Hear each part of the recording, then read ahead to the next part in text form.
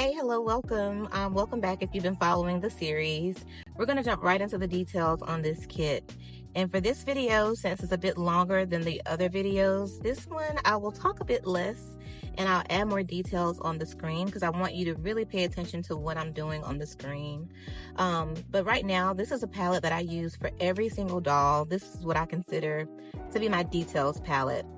On this palette, I have colors for veining, colors for lips mainly, colors for blush.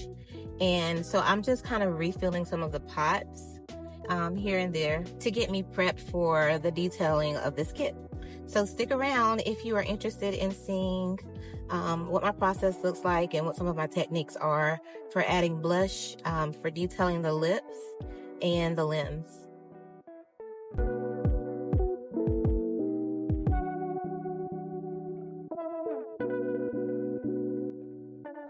I don't believe I've said this before, but just so you guys know, painting a toddler and painting a newborn are two totally different processes. I mean, granted, the shading is very similar, but the detail work is going to be really different. With black toddlers, you're not going to have much modeling, a lot of veining, depending on the complexion. So let me rephrase that. But the key here is to make sure that your details are realistic. As far as newborns, you're going to have a lot more details and imperfections and blush and so forth and so on. So make sure you note that. All right, so let's get into the limbs. So the first thing that I'm doing now that we've done all the shading is I'm going to add some blush. So here I am actually adding some red and some crimson red into the lighter portions of the skin, if you will, just to enhance those areas and to also make it appear as though there is actual blood flow occurring. You know, I'm actually only going to do one arm, and then whenever we get to the feet, I'm just going to do one foot, or one leg rather. And so with this part of the process, I want you to pay attention to what I'm doing exactly. So this way you can see exactly the placement of the blush and how I'm applying the blush. For time's sake, I'm only going to apply one layer here, but I just want you to know that applying blush is really up to you.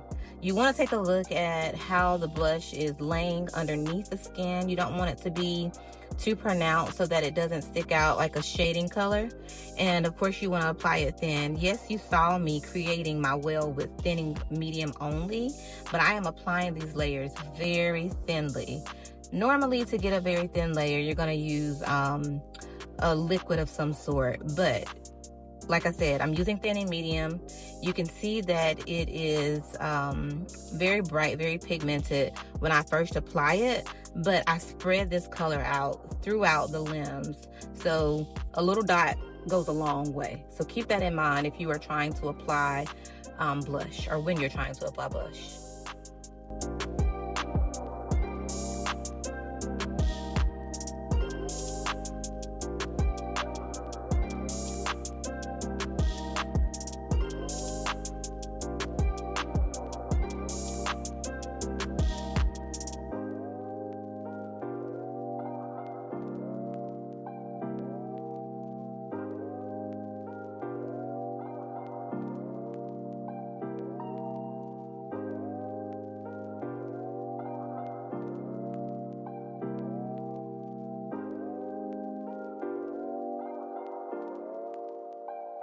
All right, so let's get into the lips. So the colors that I'm applying are going to be eyelid purple, crimson red, and a little bit of nail tip color mixed with, I want to say, flesh await. And I've done maybe 2 layers of that already, like around the perimeter of the lips. But now I'm just going in and enhancing that color, or shading the lips rather, to bring in more dimension. And this is another part where the inspiration really matters. Now, granted, you're trying to achieve a realistic lip. So you want to channel the color placement in accordance to how the lips appear in your inspiration. Now, granted, the shape of the lips will be different, but you can get very close to the colors and a little close to the actual placement, but you want to keep in mind the shape of the lips of the doll kit so that you don't overemphasize or underemphasize anything. So stick with me to see where I'm applying colors, and you can see where I actually put my brush in throughout this process.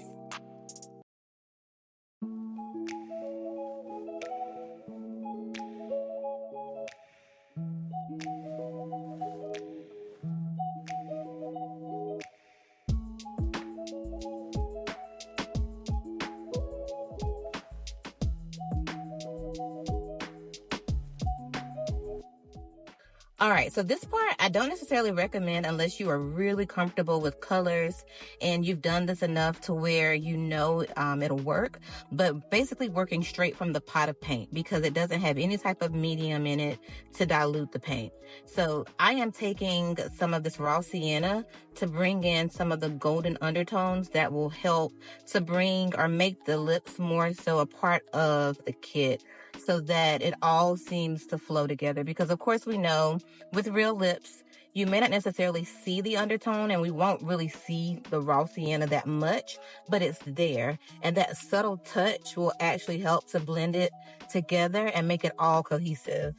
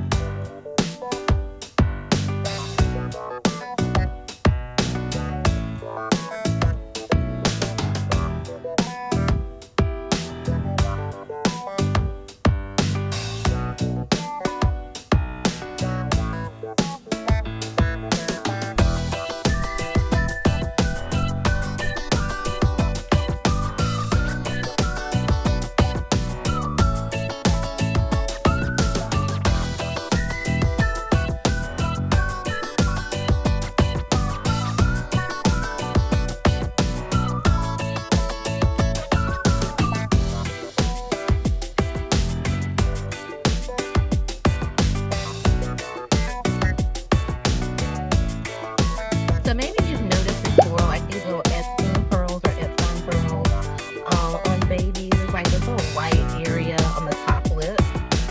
And that's what I'm trying to do now is make this more pronounced. So I'm adding color around it to shade it so that it'll be projected a little bit more. And then I'm going to actually add in a very pale white to bring in more of that color in the area.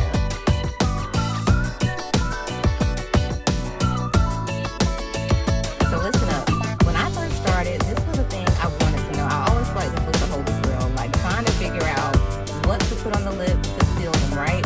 So of course, you know, anytime you're dealing with regular Genesis paint or any type of paint, you're gonna varnish it. So what I like to do, and I'm sharing this with you guys, is apply satin varnish. I'm actually using the original formula. Lord knows I'm gonna hate when I run out, but nevertheless, I digress. So I'm gonna use some satin varnish to kind of make the area that I want to be moist pop a little bit more. So I'm adding that here, and then in a little bit you'll see me bringing in a glazing medium that when I first got it, I did not know how to use it. I'm completely honest. It's the only bottle I've ever had of the original Genesis formula of glazed medium, but I ended up adding some thinning medium to it. Why, I have no idea, but I do like the way it has turned out and how it helps to encapsulate the lips for me. And you'll see it in a few minutes, but it basically helps to make the lips look like skin. And I'm pretty sure that there's another product that can mimic the same thing. And then towards the end, I'll add in some thick medium to go over that Epstein pearl again.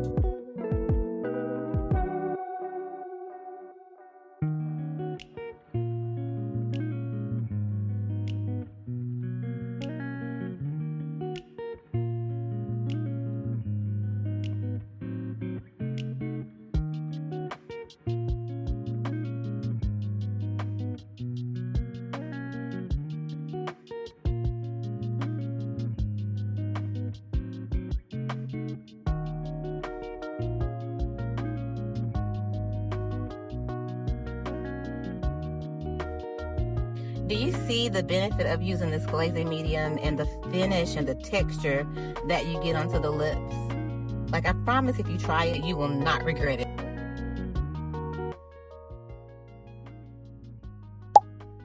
So we're going to add blood flow using the crimson on the very tips of the fingers.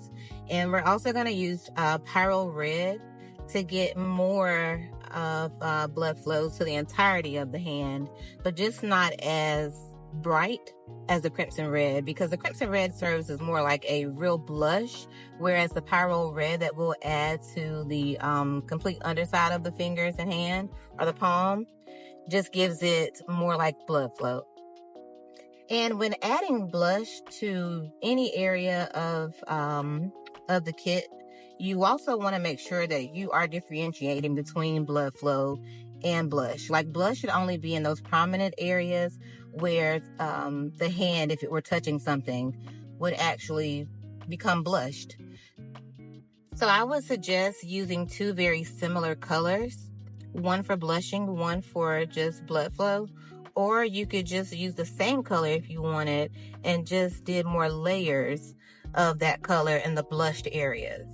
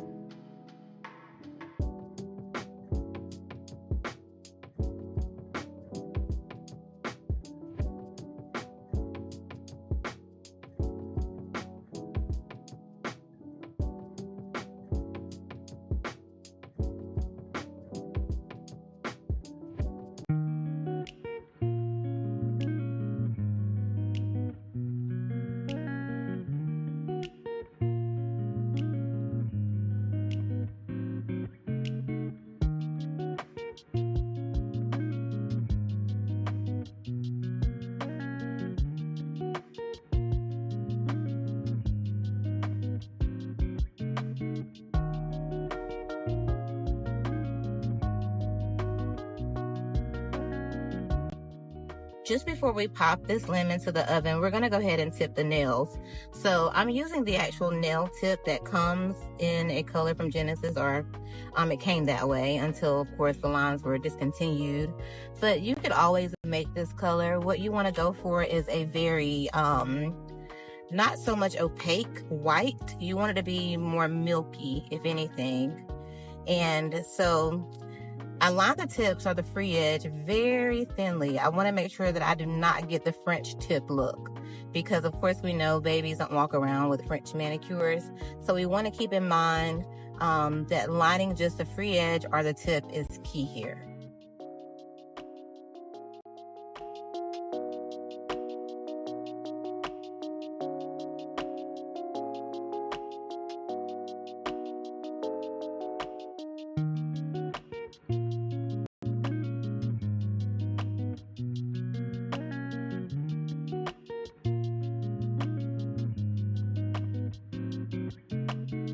So on the feet, I've already put 2 layers of blood flow onto them, but I'm gonna go in and start blushing again the prominent areas, and then I'm gonna add another layer of blood flow to the feet.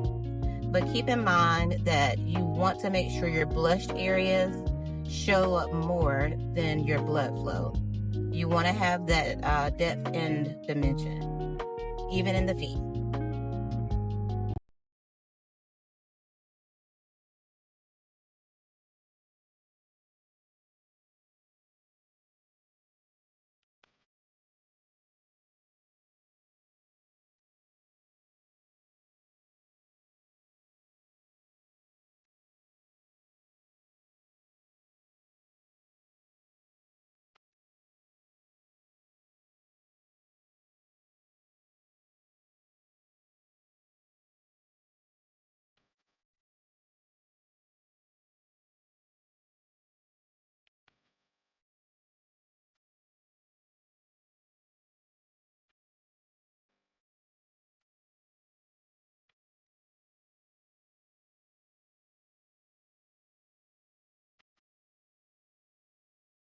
So as we get to the toe area of this particular foot, you'll notice that I actually went ahead and colored these toenails with the base mother color. That's what gives it that kind of yellowy nail bed look. But here I'm adding some pyro red just to give it a little bit of a pinkish hue to put blood flow in the nail bed area. And you really may not see it here, but less is always more. I can see it in person, but the camera may not be picking up the slight hue of pink, but it is definitely there. And here again, I am outlining that nail bed with crimson red to increase the blood flow in this area and really just make the nail bed just pop.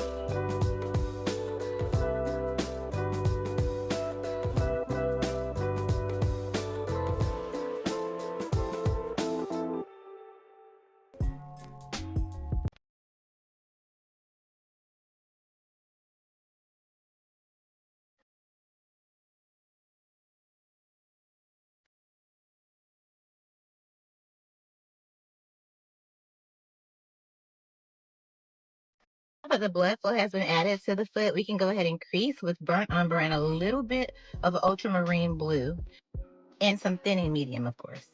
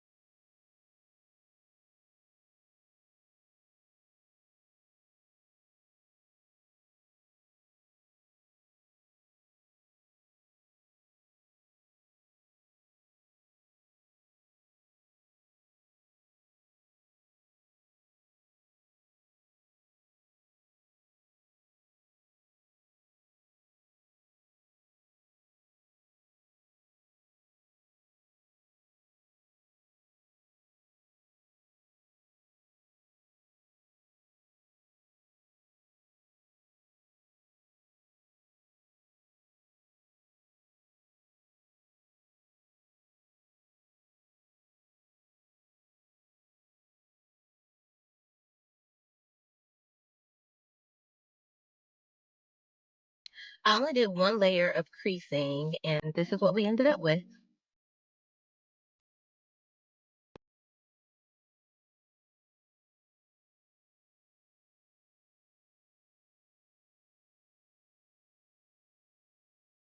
We're going to crease the hands with the exact same color using that burnt umber and ultramarine blue. And more than likely, we're just going to do one layer of this as well. The key is to make sure after you have filled your creases to clean them as well with like a clean mop brush. And by all means, use the palm of your hand as a reference whenever you are doing the creasing on the palms and even on the feet. You want to make sure that the creasing looks very natural and that it flows very well from the rest of the skin into the creasing portions of the hand. Remember, we don't want too stark of contrast ever. That's with the creases on the top of the skin or even on the underside, like the palms and the soles of the feet.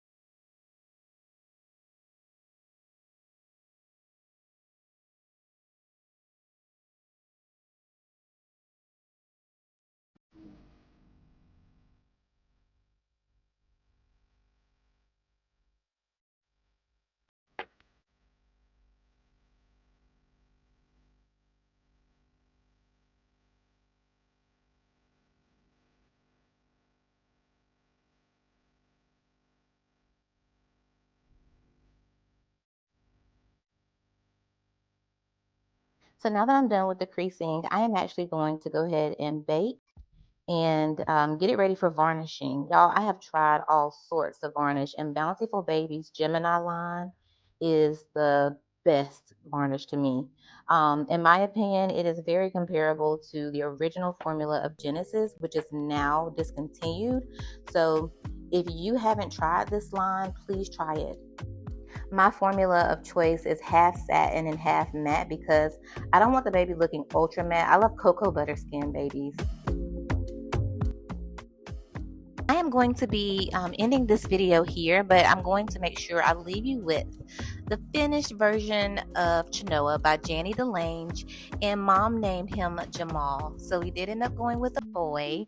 So please stay tuned to see the finished product. He was actually shipped home today, and I cannot wait for mom to get him and to send me the pictures because that is really the most rewarding part of all of this. Spending a month on one kit, but being able to see your creation at home is such a wonderful and rewarding feeling. Thank you guys for watching this series with me, and I cannot wait to bring you more content in the near future.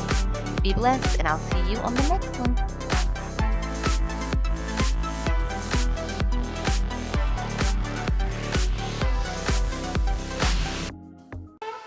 You better turn up. You better be there when I shake. Watch me rockin' if I can't stop.